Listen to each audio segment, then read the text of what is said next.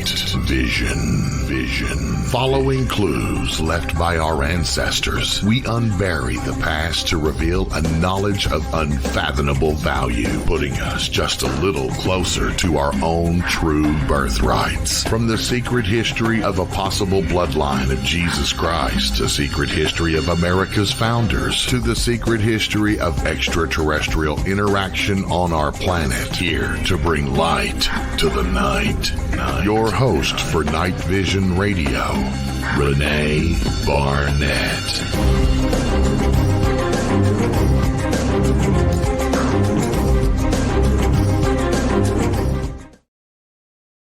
Hey guys, welcome back to Night Vision, or if this is your first time, welcome. I hope this is not going to be your last time. We've got a great show today. As promised, we have Cort Lindhal on with us. He's one of the best historians in the genre that we're all addicted to, that big overarching mystery that seems to cover these other mysteries like Rennes-le-Chateau and Oak Island and Dugborough Hall and all these things we've all been kind of looking into, wondering about, and trying to sort out what's true and what's not true. So we do have Cort here, as promised. But so that you don't think we pulled a switcheroo on you, we're going to be talking about something a little bit different than what you might have seen on our TikTok video. So before I go any further, I'm going to let Cort come on and explain to you what we're going to be talking about today, because it is very exciting and it has to do with secret societies, which I'm always all ears on. So here we go. Hey, Cort, how are you? Hey, hello, everybody. Thanks for having me, Renee. I appreciate it. And good having you back always. You know that. Yeah, it's always a pleasure to come here and chat with somebody who knows what's going on. Well, I wouldn't somebody say who all listens. That. I wouldn't say that about myself either, so don't worry. But as you were saying, we all promised some new revelations about Oak Island, and we're going to have to hold off on that for now for various reasons. And I apologize. It's not going away, is it? No, it's not going away. It's just being developed further. And, for other reasons, maybe I can't talk about right now. And unfortunately, and I apologize. I'm not faking it. It wasn't just a ploy to get you all to watch, but really what we're what we're going to do here is relate Mount Shasta to some of the mysteries in Europe and some of the secret societies and some of the information that I've spoken of recently about the formula document featured on the Curse of Oak Island TV show and Zena's map, and how I feel a man named Pierre Mariel was involved in that. So we're going to, give a brief overview of Mount Shasta and what's going on there, what the history there is. And then we'll take some of the same characters that are involved there and show you how this relates to other stories like Rennes-le-Chateau and Cremona document and the way it relates to the Oak Island story. So it's kind of an interlaced web of information. And this does relate to the things that I was going to talk about that I can't really reveal right now. So again, I apologize to everybody for that. And everybody out there that knows me or followed my work knows that I don't BS around, and this just wasn't appropriate right now to tell anyone about. So I apologize to everybody. I understand. I mean, it happens. It really does. And timing is always important, I think. And also, if we're going to get the information anyway at some point, then it doesn't matter whether it's today or not. I mean, stay tuned. It'll become obvious sooner or later, and everybody's mind is going to be blown, because this is some things that are going to prove a lot of, with historical facts. Yeah. Things I've been promoting as part of my theory for years now. Yeah. And since I've got Cort Lindhal on with me, I don't want to get too woo-woo on anybody, but maybe about 30 seconds ago when Cort was talking, something flew right up here. Where am I? Right here. It just went up. And I just wonder if anybody saw it. If they did, maybe you can tell me later. I saw it. Did you? Yeah. What did it look like? I thought to myself, oh, people are going to say it was an orb or whatever. Exactly. But it did look like a mote of dust to me, for real. It looked like a feather or something like that. An orb. It just looked like something went up. Oh, I saw something different then. It definitely could be dust. That's for sure. It's a domestic goddess.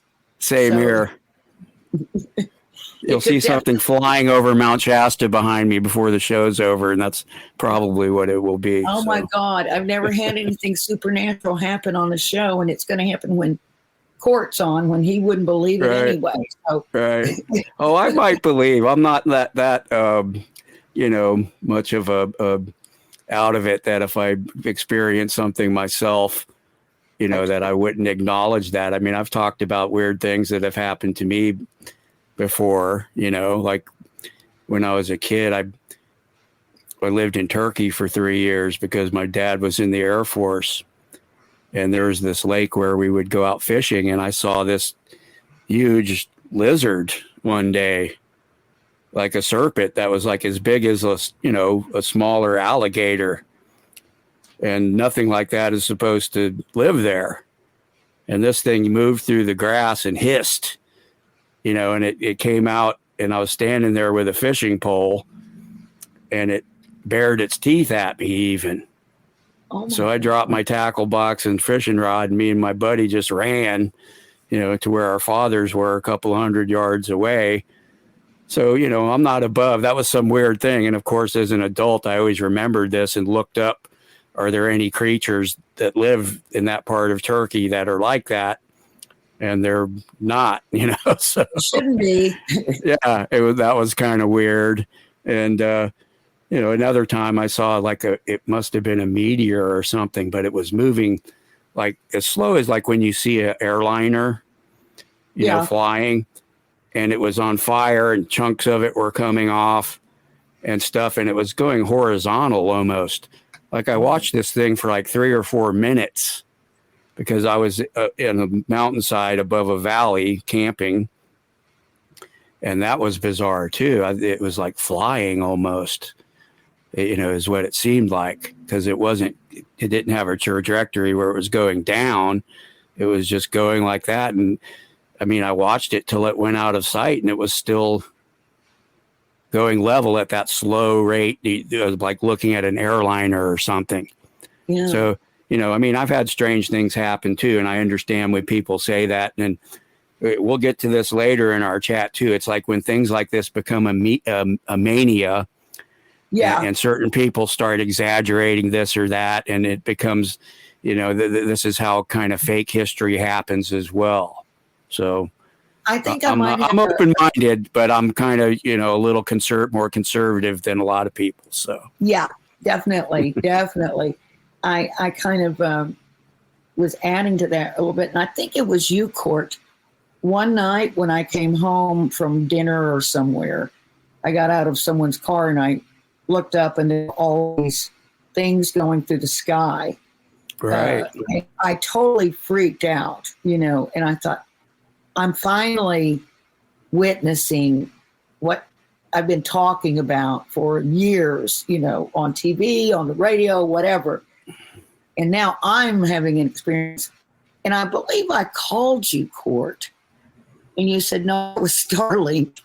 Yeah, that's probably what I said. It definitely, that's funny because that does freak a lot of people out when they see it. I've seen it on social media. People will post videos of it. Look what I saw, and so people are starting to learn what that is now. And so they know, if it's Starlink, it's just this line of little dot lights that go, in alignment with each other. Yeah. Yeah. I swear, I thought, oh my God, that's when it sort of first started. I guess they first started launching them off or something. Sure.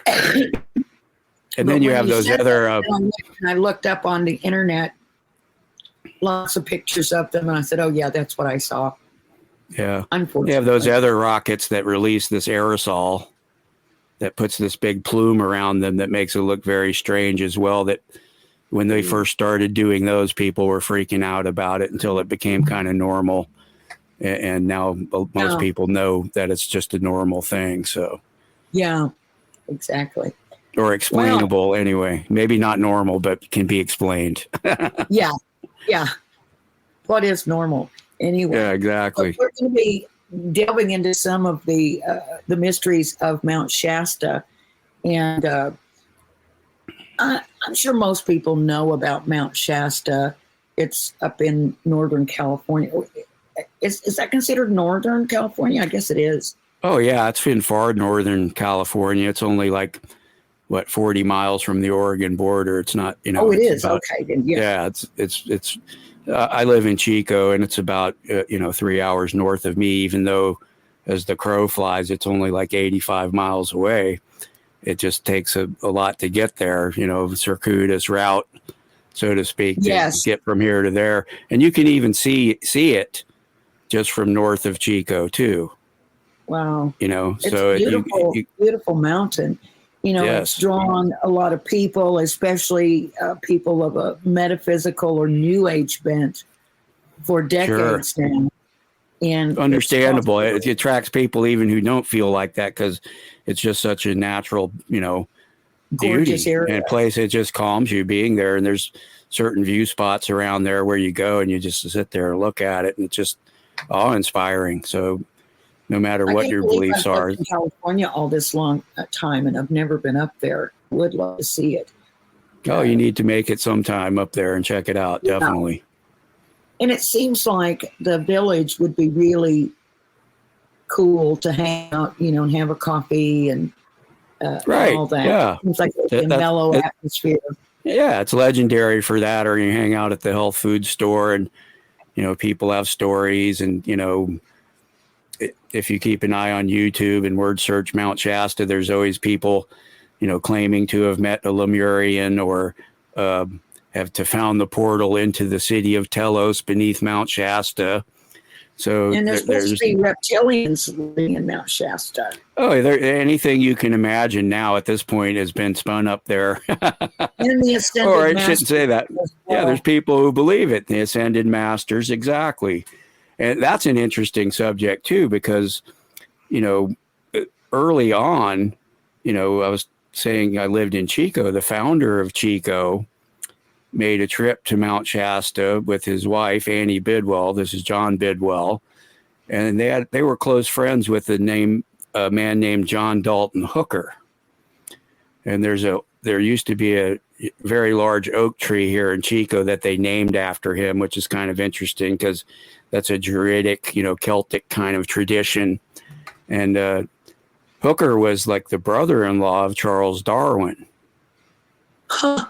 The evolution guy. And evolution. Yeah. Yeah. So John Bidwell was a correspondent and friend of his. So he visited Chico 2 different times. And one of those times they made a trip to Mount Shasta with John Muir, the famous author and poet, a naturalist, I should say. And, in John Muir's journal, he states that, J.D. Hooker told us stories about his trips to the Himalayas because he was a botanist. He had already traveled to the Far East at that early date and been exposed to the stories of Agartha and Shambhala, of the cities beneath the Tibetan mountains, right? So he told them these stories around the campfire and how Mount Shasta reminded him of that, those stories, and reminded him of the Himalayas because it's such this huge, tall peak surrounded by, it's over 11,000 feet high, and it's surrounded by other mountains that are only like 3,000 feet high. So it's very striking how it lifts up out of this, nowhere. It's like a big pyramid, natural pyramid almost, sort of. So that's the first mention I could find of these comparisons to Tibetan concepts with regard to Mount Shasta. And I thought it was fascinating because I'm a student of Chico history too, and Sure. John Bidwell did establish an axis mundi here in the city plaza, which he plowed a circle around, just like Constantine did to establish the royal district of Constantinople. The city plaza aligns with his home, Bidwell Mansion. And then the main street leading from there is called the Esplanade, which is a Latin term for the flat open area near an axis mundi. So no one can really deny that's what his intent was and what he was doing. So when you see the term esplanade or esplanade, that's what that means. Yes, that's the original meaning of it. It's like a sort of like what the fora of Rome were in relation to axes as well. And if you go to the other times, it was like sporting venues like the Hippodrome in Constantinople with the Egyptian obelisk that was there, or still there, actually, adjacent to the Blue Mosque and the Hagia Sophia and everything. So that was the axis mundi of Constantine, who had a palace there called the Daphne, which was named after the Greek Arcadian mythological figure Daphne, who turned herself into a laurel tree as Apollo was trying to rape her. And then the laurel tree subsequently is a symbol of victory. The laurel wreath that they used to give out at the Olympics and everything. So within the Daphne Palace was a centrally located octagonal room that served as an axis mundi as well. And an axis mundi, in plain terms, marks a prime meridian, or a place from which to measure from in relation to the rest of the empire or other cities and things like that. So often astronomical data would be collected there or nearby and compared to other places where astronomical data was collected. So it's interesting that Thomas Jefferson copied the design of the Daphne in his construction of Monticello. And he was also noted by his mentor and Professor Smalls as valuing, quote, personal meridians. And that's a whole nother show, but back to Mount Shasta. That's kind of like a natural axis mundi, I believe, too, and possibly Native Americans valued it that way. Jefferson had definitely some associations with some of these families in Europe when he went over, when he spent time in France. Sure. So is that how the connection was made, or was he further involved? Well, I think he came by knowledge of this, first of all, before he went to Europe, because he was a student at William and Mary. And there's an octagonal. No, he went as a diplomat, but he knew about these things from when he was a student at William and Mary, because what is known as the Powder magazine is there. Yeah. And that's an octagonal copy of the Tower of the Winds of Athens, which is one of the earliest axis mundi there is. And so the Governor Spotswood had built that in 1715. And so by the time Jefferson went to college there, he was kind of initiated into what this really means, what this structure is. And so he was also distantly related to Philip Sidney, who I've written about before, who wrote a book called Arcadia that has a story about a money pit in it that is really similar to the Oak Island legend of the three young men finding the money pit. And he was related to Philip Sidney via his namesake, Thomas Randolph, who was the brother-in-law of Sir Francis Walsingham. And Sir Francis Walsingham's son-in-law was Philip Sidney. So they were family related, but not blood related. So right. It's obvious that Jefferson's mother's family valued Philip Sidney, because William Randolph II from his mother's family named his estate in Virginia Wilton House. And that's the name of Mary Sidney Herbert, the Countess of Pembroke's home, where Philip Sidney wrote the book Arcadia. Oh, no. So there's all these obscure connections that do link. And the Randolph family clearly had a value of all this Shakespearean intrigue and things like this. Here we're going off from Mount Shasta, but it is interesting. But they owned a copy of what is known as the first. Ties in together at some point or another. That's what's so crazy. And that's what's so complex about this area of research is because it will take you down rabbit hole after rabbit hole. But it's clear that go ahead. It makes sense. The Randolphs were definitely into all of that because they owned a copy of what is known as the False Folio of Shakespeare. And they're just as closely related to the Lee family as well. You know, what's the False Folio of Shakespeare? It came out before the first folio, and it was a compilation of certain plays, of Shakespeare that was put out, in one volume. So that supposedly burned in a fire at the University of Virginia after Jefferson, the Randolphs had donated to there after Thomas Jefferson had established the UVA. So I kind of doubt that story, though. But there's so few copies of it. There's like no copies of it existing anymore, and they were noted as having one. So that a lot of Shakespeare scholars and people interested in those kind of mysteries, speculate whether it actually burned in the fire or it was just hidden away.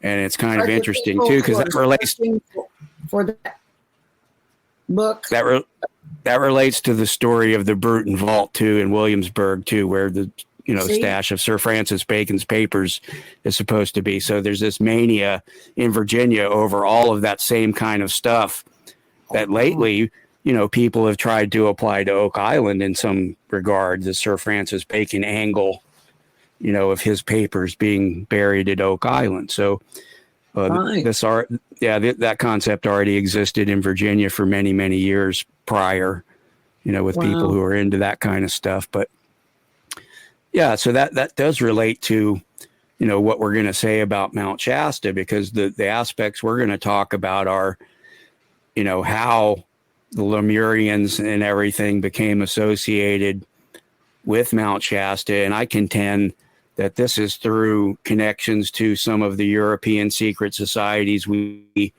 involved in the Rennes-le-Chateau story and the story of Oak Island, whether true or false, via what is known as the Cremona document. So there's connections between all of these places where people have tried to promote them as being associated with a similar man in the mountain mythology, if you will.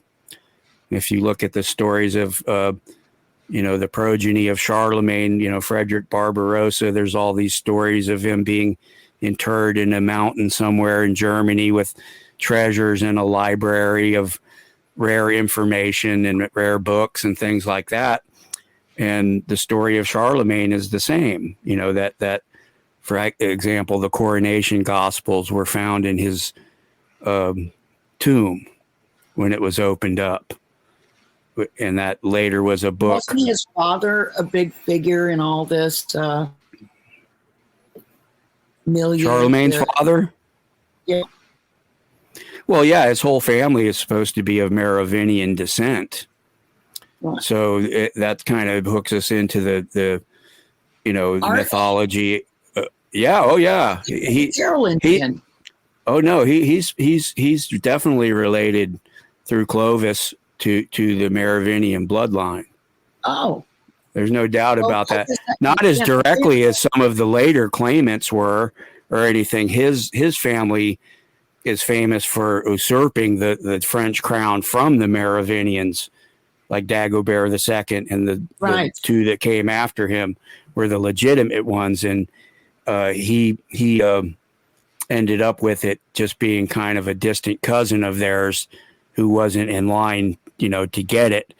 but it came Charlemagne? about from his grandfather being the mayor of the court, like the one who controlled all the money and everything. And they gradually became more powerful than the Merovingian kings, who came to be viewed as weak and ineffectual, and was just basically replaced by Pepin, and Charlemagne was his progeny. So they were related to Merovingians, but they weren't from the direct line of the people who were supposed to be the king, who had made this agreement with the Vatican that they were the Holy Roman Emperors. So that title transferred to Charlemagne for the first time, the same power and influence and relationship to the Vatican. So So interesting. it's an interesting story, yeah. And Charlemagne created his Axis Mundi too, in the octagonal form of the Aachen Cathedral, which is it's basically, Charlemagne was a big fan of Byzantine architecture, so he was also inspired by Constantine, just like Thomas Jefferson was, in many ways, to value this concept of what a prime meridian is. And of course, we later see the concept of a prime meridian being involved in the Rennes-le-Chateau story in the form of the Paris meridian. There you go. It's bound to happen every time. So sorry. What a rookie mistake. So that's what I keep. Part of what's in my writing is what the prime meridian means and how it's used in practical mapping. I mean, like the Paris meridian used to be the 0 point on all French maps, the 0 longitude. And now the rest of the world has basically accepted Greenwich, England. We made a worldwide standard as being the 0 point. But over time, like Constantine valued this concept as well. It's obvious. And a lot of spiritual overtones. Like, when did it become the Greenwich? When did it? It's funny because I was just reading yesterday about something that sits on the Paris meridian down in the Aude region. It's the town of Serres, Serres, and I remembered that, and then I did find that, yes, it does sit right on the meridian. Yeah, well, people do value that because over time it became a spiritual, and took on mystical overtones and power overtones like ley lines and things like that. Kind of that concept, I think, emerged from a value of prime meridians in my studies, because early on, when I started to look into things, I looked into and wrote about ley lines. And my conclusion was that, maybe those began as a practical application of defining property or one city in relation to another. And then people started aligning things to align with whatever had already been measured, because it could be easily defined again. So other people, they're, no, Cort, that's not what's going on. They'll say it's energy, there's spiritual energy in these lines and things. And that's why people chose to live along it. And, that speaks to, part of what I've gone through in this genre of just being more practically oriented and looking for real facts, which angers a lot of people in the end because it disputes their spiritual beliefs in some cases. So that was a big thing for me. I mean, I even have 2 books that I took down for being for sale that espouse things that I came to really not believe anymore. So that it's all related to this. And actually studying Mount Shasta was one of the things that really tipped me off, where I said, oh man, look at all this. And this is unverifiable. None of it can be historically proven, beyond people just believing it, which is fine. I'm not cracking on people who believe it. I understand, believe me. And, but it led me to apply that kind to the other stories of Rennes-le-Chateau, the Beale Treasure, Oak Island. And sure as heck, I started to come up with real historical solutions to some of these things. So that felt good. Yeah. Oh, it does. When things click together, it's wonderful. And you've made so many amazing connections. That's sort of what you're known for in the community here. We have. But can you just talk a little bit about what do people believe about Mount Shasta? What are some of the myths, and are there any Native American connections? Yes, and that's a good place to start, because the Native myths later, all of the later things about a city under Mount Shasta and the Lemurians kind of relate to this Native myth of the creator taking a stone and drilling a hole in the sky, and all the pieces of the sky that fell down piled up and formed Mount Shasta. And he hollowed out Mount Shasta, and it was his home, So that right there is very similar to what people would later, claim there's a city beneath Mount Shasta where the Lemurians live. And it's also interesting, too, that even the legend of Bigfoot kind of comes from the Shasta and Wintu Indian myths and legends of the area, that the creator's daughter mated with the grizzly bear. And so the progeny was a half grizzly, half human creature. And so that equates to Bigfoot to many people. And that makes sense to me, too. No matter what you believe about Bigfoot, whether you believe it or not, that maybe the inspiration for whatever beliefs there are of it started there. So that's kind of what later people, Frederick Spencer Oliver in the late 1800s, in the 1890s, wrote a book called The Dweller on Two Planets. And that was the first one to claim there was a city beneath Mount Shasta. And he would have connections to this character named Philos the Tibetan. And there's your Tibetan. That's the next introduction of, this Tibetan imagery of the cities beneath the mountains in Tibetan mythology and beliefs, Agartha and Shambhala, or Shangri-La, if you will. So those concepts are now applied to Mount Shasta after that time.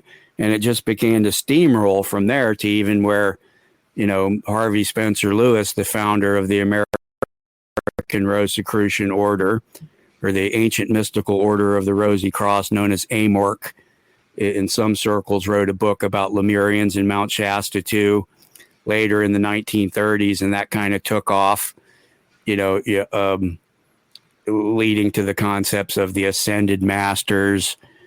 And the Ascended Masters concept started in Tibet. That's where the Ascended Masters are supposed to dwell, inside of a city, inside of a mountain. So it's interesting that Harvey Spencer Lewis, kind of was involved in this creation of these stories at Mount Shasta that involved people living in a city beneath the mountain. And as it turns out, Harvey Spencer Lewis had many connections to secret societies in Europe. And a lot of people really don't know that. Before he even formed AMORC, the ancient mystical order of the Rosy Cross, and this is where an amazing link between Harvey Spencer Lewis and this information I've recently revealed about Oak Island, where there's an amazing connection. And I'll have to explain. Secret societies, or what's that? You made the connection through the secret society link? Yes. Well, yeah. Let me explain. What's involved in? Yeah, let me explain. As part of my studies of Oak Island, I looked at what's known as the Cremona document, and fans of the Oak Island TV show will know that there's what's known as the Le Formula document and Zena's map, which have the same handwriting on them. So the Le Formula document is kind of a explanation of the symbols that are on what is known as the 90-foot stone at Oak Island. But at the bottom of it is a small notation that reveals that it's an elegy to a man named Mr. Hayward. And it was written in 1978 when this guy passed away. And it's signed Mariel, but where the L is, there's an N behind it as well. It makes that word either Mariel or Marin. And then the last two lines of the notation refers to Mr. Hayward going towards the cemetery by the sea, which is a poem by which is a poem by a man named Paul Valéry, who associated, and this is from Holy Blood, Holy Grail, the book. He's mentioned in that book 3 or 4 times as being associated with the Priory of Sion. So I took that information and studied it, and I discerned that Mariel was likely a man named Pierre Mariel, who was involved in all of these esoteric orders, the Martinist order, the French-Scottish Rite of Freemasonry, the Rosicrucians. And in fact, I found that he was close friends with Harvey Spencer Lewis. And he had even initiated Harvey Spencer Lewis into the Rosicrucian philosophy in what is known as the Old Tower of Toulouse. So later I found even an article in the Rosicrucian Digest from the 1950s that Pierre Mariel had written an article in there, and this talking about some of the same symbols that are on the 90-foot stone at Oak Island. Now, so here the Tower of Toulouse that you're talking about, is that a real thing, and is that still there? It's supposed to be, and I haven't been able to discern which tower it is because there's like 3 or 4 of them there that are noted. So I need maybe somebody there. Maybe we can get Jay to check it out. Yeah. That which one is referred to as the, quote, Old Tower. So right. As the story goes, he was initiated and then returned to the United States and founded the AMORC. And the rest is history, that he went on to write this book about Mount Shasta and other stories that have Rosicrucian overtones at Mount Shasta, like the legend of J.C. Brown and everything. So it's to me, it was just, oh my God, I found out all this stuff about Pierre Mariel. And I really do believe that's who that notation is referring to or was signed by. And right. Then even the poet Paul Valéry, whose poem is referred to in the notation, was good friends with a man named Alexander St. Ives. And this man was more prominent during the mid to late 1800s. But he as well was a huge promoter. He was the first one to come up with the concept of the Ascended Masters, or what many people refer to as the White Hats now, living in a city beneath a mountain in Tibet. So all of this is related to each other in a weird way, that these people, being referred to in the famous book, Holy Blood, Holy Grail, in the Cremona document part that refers to Oak Island. And then now you can see even how it affected the myths and legends of Mount Shasta. So we're just seeing this interrelated web of stuff, that after you see that how it was done and how it's all related, it may lead you to question some of it a little bit more. Like I said, again, I'm not cracking on people who believe it, and I totally respect anybody's faith or what they see as a spiritual matter. And if they believe it, that's up to them and they're right. But it's just weird that we see all of these secret societies kind of promoting these ideas, I think sometimes for their own reasons. I think sometimes they'll take a story like Rennes-le-Chateau, or Oak Island and put their own spin on it for political reasons, nationalist reasons, or like the kind of, motives Pierre Plantard, claimed to have to return a Merovingian to the throne of France. That's kind of political. And we know he was involved in the, things in World War II and associated with de Gaulle, political aspects of why these stories might be promoted as well, or just to promote and attract people to their specific secret society as well. Was it true that Pierre Plantard was involved with the Vichy government? To me, I'm not sure about that. They frowned on Freemasons, so if he was a Freemason, he would have had to have kept that secret. Right. He did,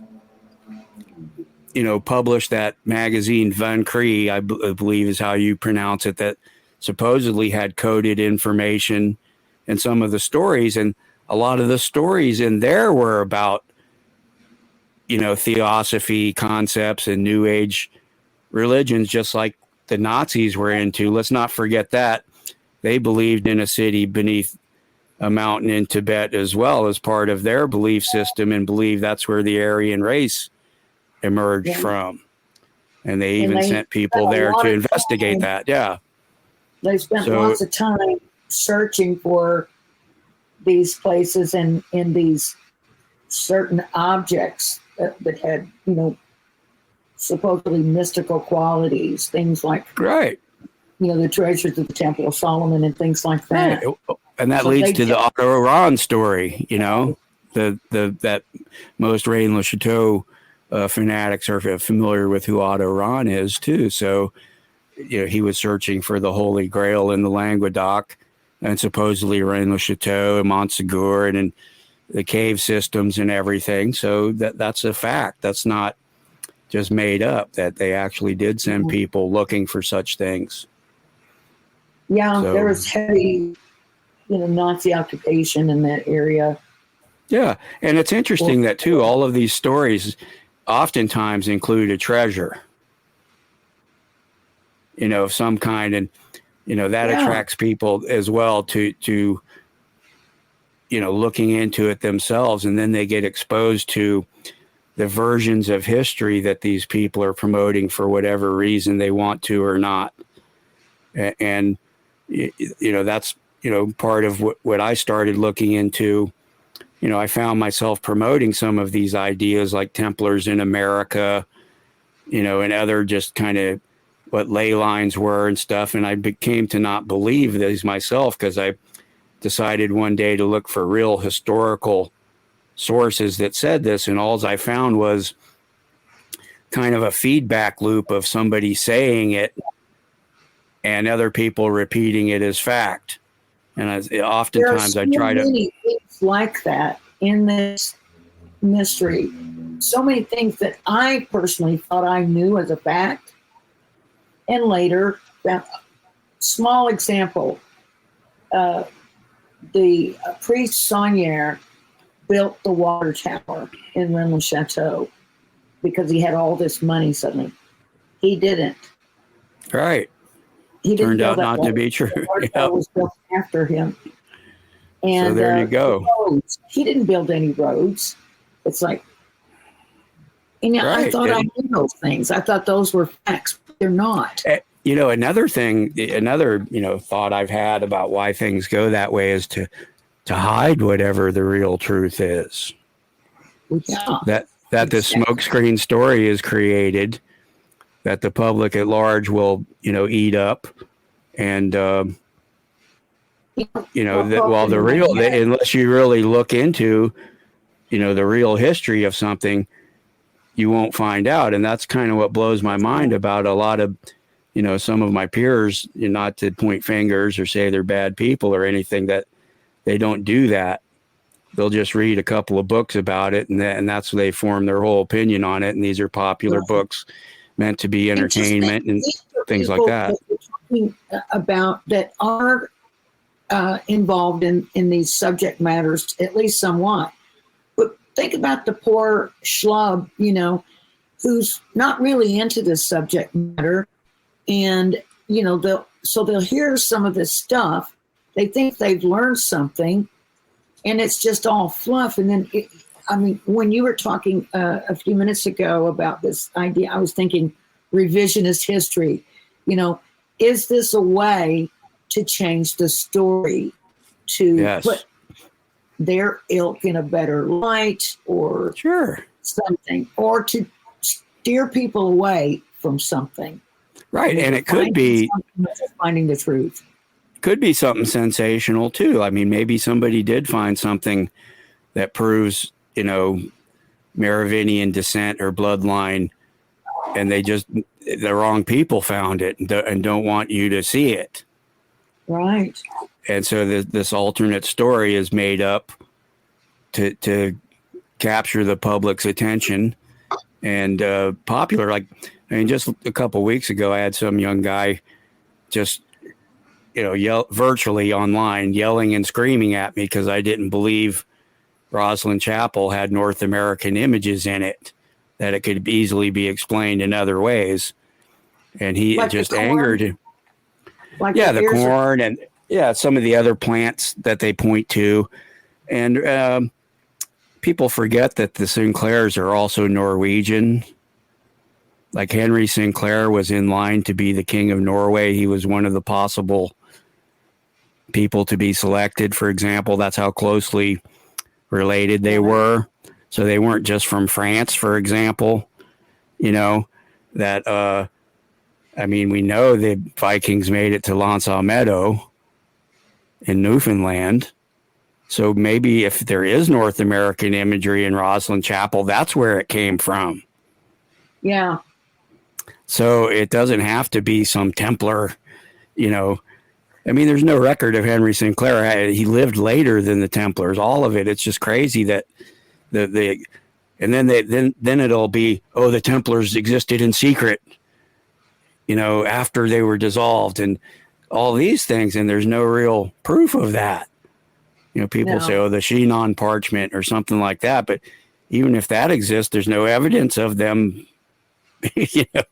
being an organization, much less any members of the Sinclair family even having been Knights Templar. I mean, Rosslyn Chapel's close to where it doesn't talk about where they were, or does it? Where? Where they went, Oh no! It's just the fact that these things resemble North American plants. That's all. And really, they're very highly stylized and look. If you look at pictures of the plants people claim they are, I mean, like this young guy who's like, well, there's an actual botanist that says it's true. And I'm like, yeah, there's probably 100 other ones that don't think it's true. You're only, that's another thing. People cherry pick. They cherry pick facts to support their thing. And I try not to do that. Anyway, about history. I mean, a botanist might look at something and say, yeah, that looks like an ear of corn.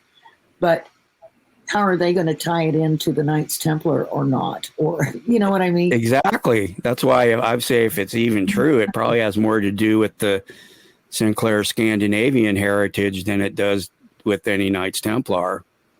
Yeah. So, I mean, in fact, later members of the Sinclairs testified against the Knights Templar in some of their trials in Scotland. So, that the story of Bannockburn, of the Knights Templar coming to the rescue and things like that, there's nothing to substantiate any of that. I mean, there were still active priories of the Knights of St. John, or Malta, is referred to today there, that may have contributed something to the Battle of Bannockburn. Or, that's more likely. The Knights of Malta have more prominence in these stories than we've previously thought. I mean, you always hear about the Templars, the Knights Templar. Yes. But it seems to me like there's something a little deeper and darker with the Knights of Malta. But am I wrong? People ignore. Yeah, no, people ignore that because they still existed during the colonial period.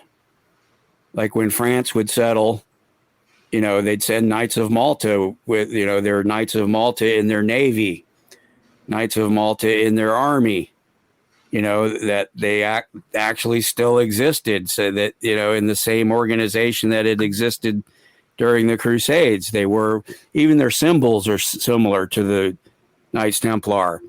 I mean, one good example of that, which is interesting that not many people know about, that I've talked about, was in Jamestown, in the grave of Captain Gabriel Archer.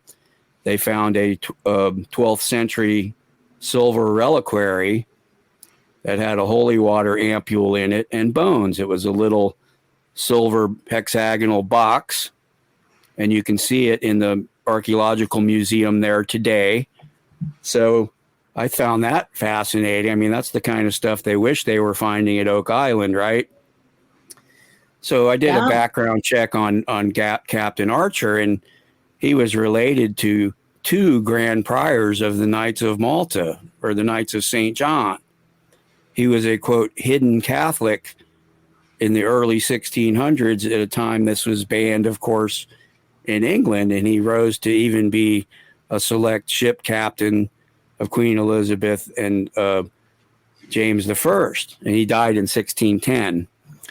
But somebody deposited this reliquary in his grave, and it's interesting that he had these 2 from just a generation before him, direct relatives. One was the Grand Prior of England of the Knights of St. John, before Henry VIII banned Catholicism in England. And the other one was the Grand Prior of Ireland. And he also had another relative that was the abbot of the Holy Cross Monastery in Ireland, which continued to operate throughout the Reformation, was never closed. And he had another cousin that was a priest at Santiago de Compostela, where the sepulcher of St. James is said to be. So he did have all these. I'll spread another rumor and another story, because Nicholas Haywood, who we interviewed for the movie Bloodline, and he is purports to be a member and representative of the Priory of Sion. He said something, very similar. Well, he said something about Santiago de Compostela that he says that, or he hinted that who was in there was James, the son of Jesus. That's a common theory a lot of people have. Not St. James. Not James, the brother of Jesus, or whoever his name was, but James, the son of Jesus. Yeah, well, I've never heard that one. 20 years ago now, but yeah, I've never heard that one. I've heard people theorize that it was his brother, James, supposedly, and not St. that's James. The other one, James, the brother of Jesus. So both those stories are kind of far-fetched as well, if you will. Yeah, but I don't know again, it's a matter of faith, and one of the regrets I have is never being able to do the pilgrimage thing there from France to Santiago de Compostela. That's always fascinated with me, just to go see and really get a feel for what's going on there and experiencing that. But Scottish people don't, a lot of people don't realize this, but all of the English kings named James or Scottish kings were named after St. James because of this huge value of Santiago de Compostela that they had in St. James, that a lot of Scottish people would go by ship there to A Coruña on the coast there north of Santiago de Compostela and do a pilgrimage from there, to the sepulcher of St. James. So even Robert the Bruce's right-hand man, Sir James Douglas, was said to be a knight of the Order of the Tomb. And that refers to either being a knight of Santiago or a knight of the Holy Sepulchre, who also, during periods when Jerusalem couldn't be accessed by Christians, Santiago de Compostela became much more popular as a pilgrimage destination, and that the Knights of the Holy Sepulchre even made their presence known there as well. So the records do indicate that a lot of Scottish people, even I think I'm having a lockup on the name, but the James's friend, the author that passed away. Yeah, Tim the Wallace. author. Yeah, I had a conversation with him once, and he told me that he thought that the Sinclairs were Knights of Santiago, not Knights Templar. You know, did you ever ask him about that? They might have had a conversation. I should. I will. I've been meaning to call him anyway. But I found that was very interesting in relation to the story of the Battle of Teba, where they brought the heart of Robert the Bruce to Santiago de Compostela first, and 2 members of the Sinclair family accompanied Sir James Douglas.